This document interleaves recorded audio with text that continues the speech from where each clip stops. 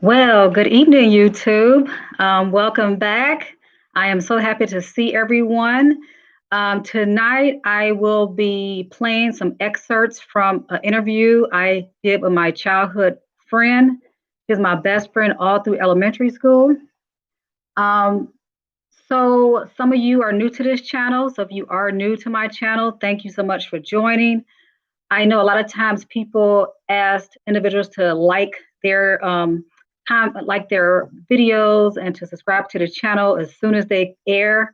But I'm gonna say if it's something in this video that you can use or someone you know that you can use, please share this video. Please like this video. Please subscribe. But again, I know you need to actually have something from it. Um, so before I play some of this video, I do want to tell you a few things. One is this individual I had not talked to in 35 years. So I had not literally seen her since fifth grade. And so when you hear the first part of the interview, it's very obvious that I'm nervous. I'm not sure about her, but as we get through the interview, we actually become more comfortable with each other. I was really excited to talk to her because she helped fill in some of the pieces of my memoir as I'm writing, and I've been writing about her. And so it was really good to talk to her. And so if you have questions throughout the video, please post your questions. That'd be great. I can answer those once I get to that point. But I'm going to play a part of it was about a 34-minute interview. I'm not going to play the whole interview, only about 9 minutes of it. I'm going to play about 3 minutes or so, stop, talk about it, play some more minutes. So I'm going to do it like that. All right, so let's see here. So we'll start. And please let me know, say yes, if you can actually hear the video. I want to make sure you can hear it.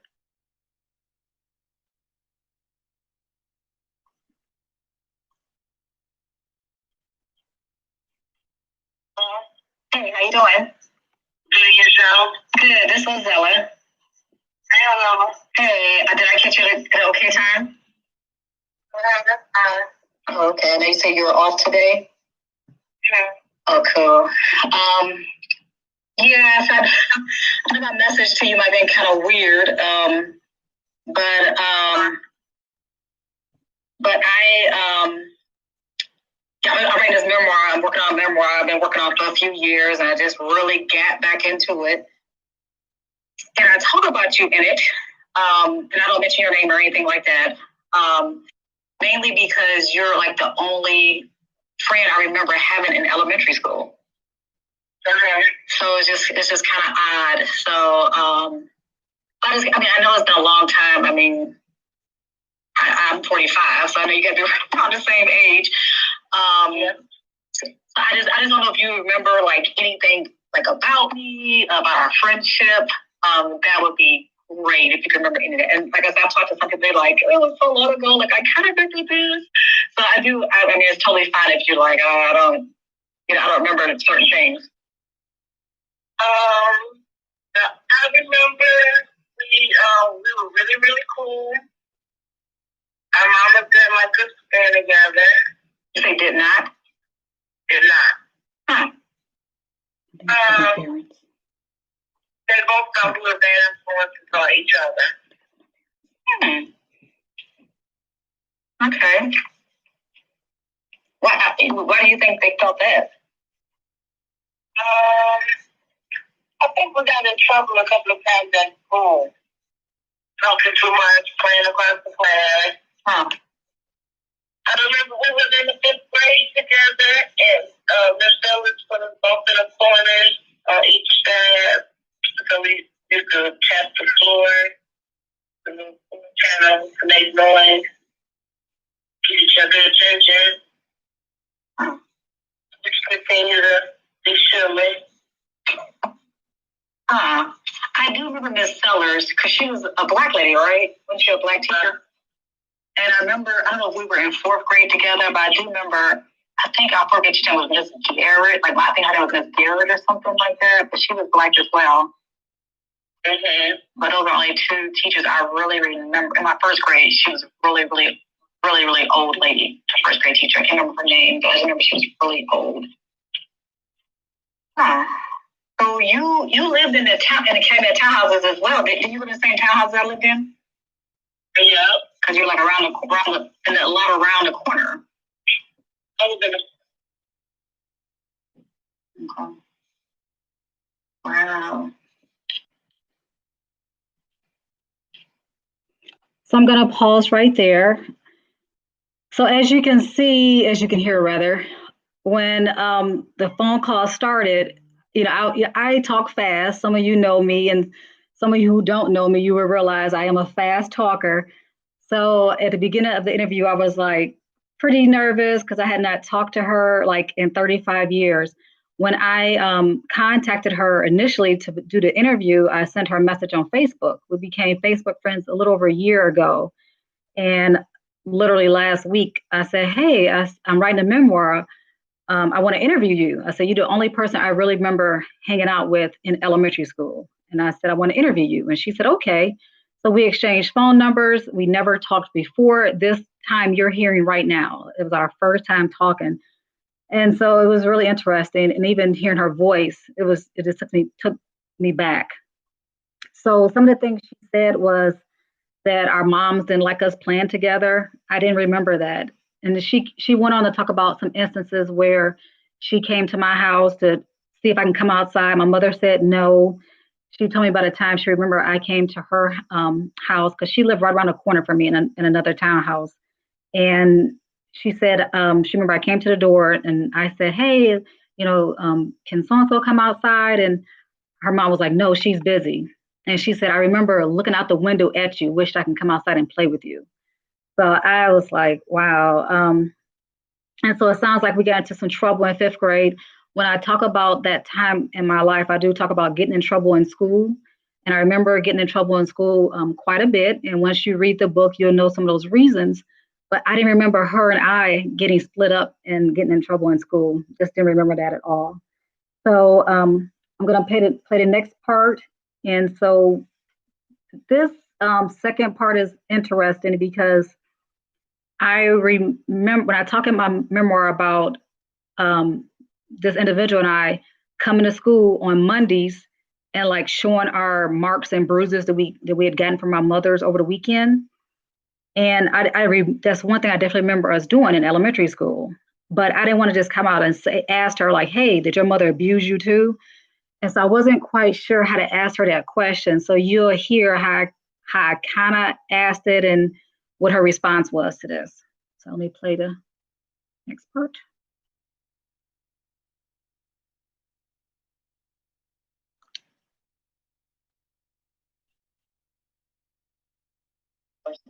Okay.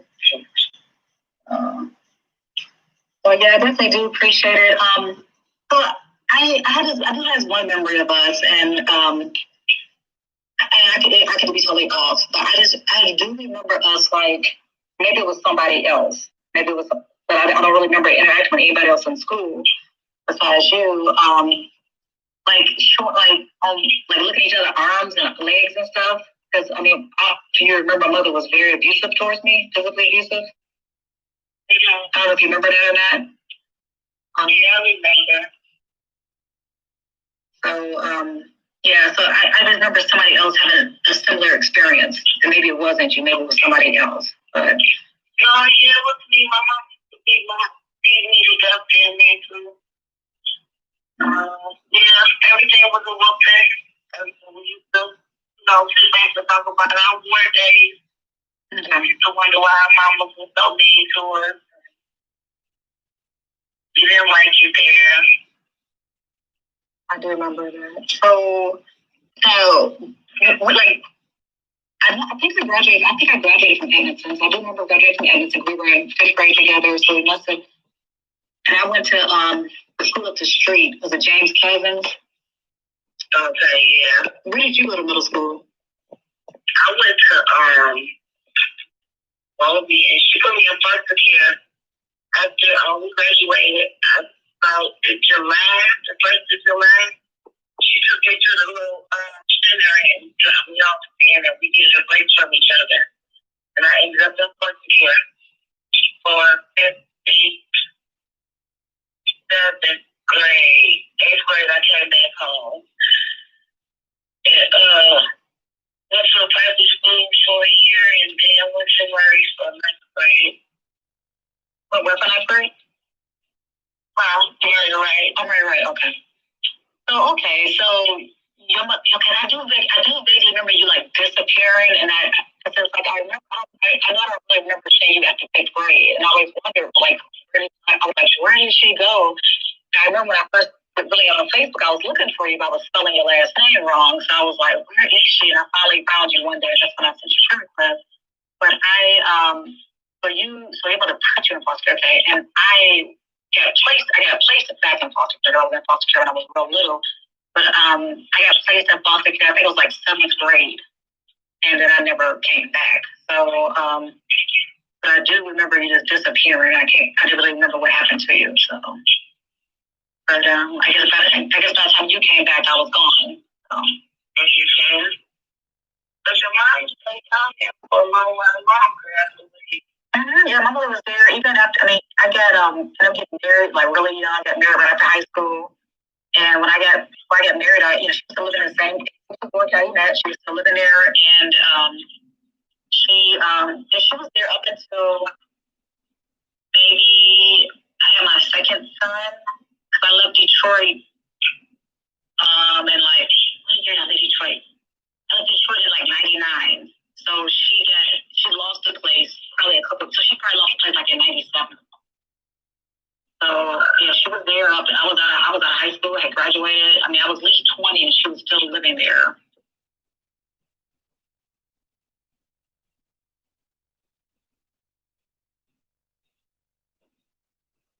Okay, so I'm gonna pause there before our last segment. So this part of the interview helped me solve the question of where did my friend go?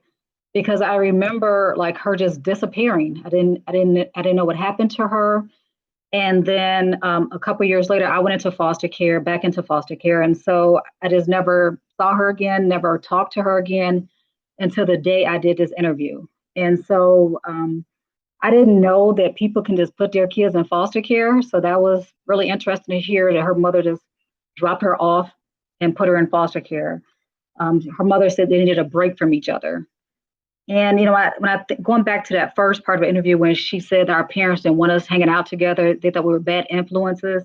And then this part now where she's like, yeah, my mom beat me too.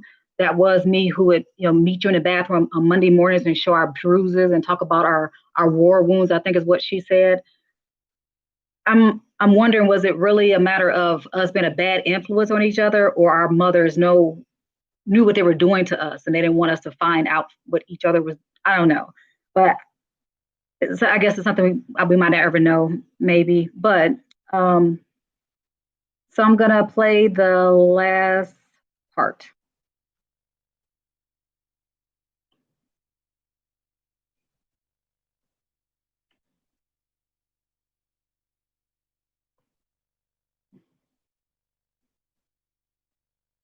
There's a little lag. Well, because how dare you go get married and then pass on the kids in my room like this is my house. So I think I came more from the hill when I came back home. And I did before I left when I was younger. But then, what would you expect? Right. To drop your kid off somewhere and they somewhere getting abused and all this same country that was going on. So like, why couldn't I just stay at home? Right. So yeah, I got no problem. But I'm just trying to, I don't know if it was like I was trying to ignore it. I think I just was really trying to like ignore that part of my life, like backing out, like don't even think about it because it was there, but it wasn't bad enough because be sure not on drugs or anything like that. I just don't have no direction and no desire for like giving you like you a teacher, a doctor, like what I'm saying. You came out of you, I guess she was able to talk to somebody, whatever. So like, as soon as I got out in the world, because I got pregnant, and then it's just always been the final mode, like, I gotta work, I gotta go, I gotta work, I gotta work, I gotta work. It's never been like, I feel like I love drawing, like, let me be an artist, or, you know what I'm saying? Like, even at 45, I don't, if God said what you want to do with your life right now, I'd be like, I don't know, go to work, go make some money, so I ain't gotta worry about being hungry. You know what I'm saying? It's never, I don't know how to, like, but, you know, I've been praying about it, but hopefully, eventually, I'll find something. Yeah. That's true. That's true. Yeah, I don't know. I don't know what it was, you know, because, like I said, I know a lot of people who grew up when we grew up. I mean, I don't really know many people who, like, ended up, like, going to college and stuff. Like, I don't know who did. Maybe people did, but I don't know of any. But I really lost touch with a lot of people when I moved, you know. But you know, it was, I mean, somebody asked me last night, I was like, how did you even do what you did? I'm like, God, like, I can't be like, oh, I was some great person. Like, I think it was all about God and people helping me. Like, there were people that were in my past that kind of helped, like teachers in high school. You know, I ended up graduating from high school. I had teachers in high school who, you know, my first couple years of high school, I was drinking, getting high, like skipping school, having sex. I mean, I wouldn't even, you know, try to, because I was in girls' home, the girls, they didn't really, as long as you made your level system, they didn't care what you did, you know, and so I didn't have any guidance. And so it wasn't until about 11th grade when one of my teachers was like, you can go to college. And I'm like, what? Like, I just had no idea. Like, I didn't thought about going to college. Like you say, when you grew up a certain way, it's all about what I got to do to survive. And I was always like, trying to survive, like make sure I had what I needed. And all I was, you know, in foster care was just, a lot of places wasn't really that great. Like, some places were just getting a check. And so, so it was like they kind of clicked, like, oh, I can go to college. Like, my teachers really like worked overtime and it kind of helped me get into college and stuff, you know. And so it kind of went from there. But you know, I had a lot of other things that happened, you know, after that throughout my adult life. So yeah, only by the grace of God, to be honest with you, I'll definitely be honest with that. But I'll definitely be praying for that.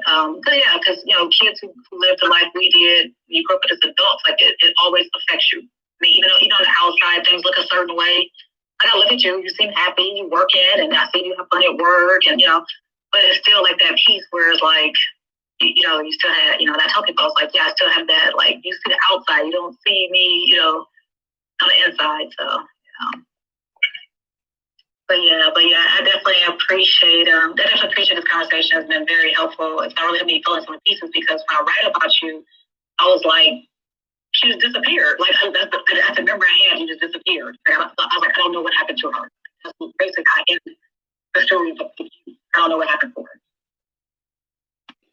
All right, so I'm going to stop that there. So again, that was about maybe 9 minutes of a 34-minute interview. And so I'm able to fill in a lot of pieces of the chapter where she is located, the story about her and our time in school together. And she told me a lot of things about what we did as children in the neighborhood. She talked about a summer camp we attended. I totally forgot about going to this summer camp every summer. And she reminded me of that. And so just some things I think that came from this. And if you have questions, please type them. If you have any questions, if you have questions about the interview that maybe you didn't hear, that you're curious about, you can ask the question. And I will try to answer that based on the part of the interview you probably didn't hear. But some things that kind of came from this just kind of like hurt my heart a little bit because she says to me, you know, she's like, what I went through as a child wasn't something that made me become an alcoholic or anything. Or a drug addict. I think she said a drug addict. She said, but I have no direction. She said, I'm 45 years old and I have no direction. And she also said she just tried to ignore like those memories, the memories of her being in foster care. And I'm not sure if you were able to hear it, but she did say that she was kind of like abused or something. So she said she suffered some of the same things in foster care that she did in at her home. I'm not sure if you heard that piece because I know the audio might have been a little sketchy. And so that makes us think about the quality of some foster homes. I remember when I'm a licensed foster parent for the state of Wisconsin. And I remember when I was receiving a young lady that stayed in my home for about 6 months. And the night before the social worker was going to place her, the social worker called me, and this social worker started crying on the phone. And she said, "I'm so glad you decided to take her." She said, "Because the only other option I had for her, I know was not going to be a good option, but it's the only option I had for her." And so, again, it makes you think about the quality of foster homes, but also, really what foster care, abuse, trauma, what it does to people. Even those who seem to be, happy, successful people, is still a part of you that deals with that. And so I have a question here from David Toms, my middle son here. He said, "What is she doing now?" I know she works for a restaurant. So she actually works, I believe she's a waitress in a restaurant. So, yep, that's what she does now. And she said she bowls, so she's on a bowling league. And thought that was kind of cool. So, Ann, if you have any other questions, I'm going to wrap it up because I do not want to hold y'all long. I never want to do that with a video. So, again, those who are watching now, who are not subscribers, if this content was something that you want to hear more of, I will be planning some other interviews as I go through interviews or talking about those interviews.